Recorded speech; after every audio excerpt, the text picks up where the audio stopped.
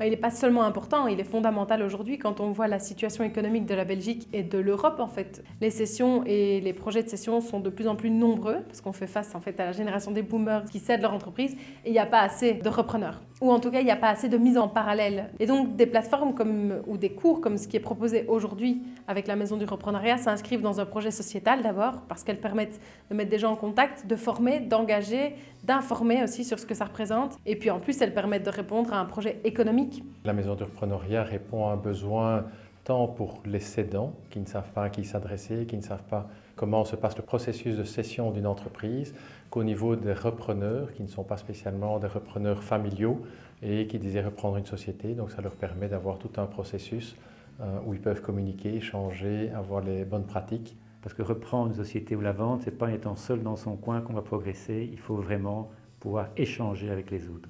La reprise d'entreprise, ce n'est pas qu'une affaire d'évaluation de parts et de finances, c'est aussi de l'humain, c'est aussi de la stratégie, de l'organisation, il faut être aligné.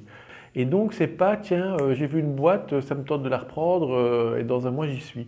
Et donc, il y avait cette méthodologie qu'on voulait apporter aux participants. Donc là, on répond à un besoin avec une formation qui est très adaptée et qui permet, paradoxalement, de mettre ensemble des cédants et des repreneurs. Alors que de manière linéaire, on se dit non, il faut mettre les cédants à gauche et les repreneurs à droite et on va les former séparément.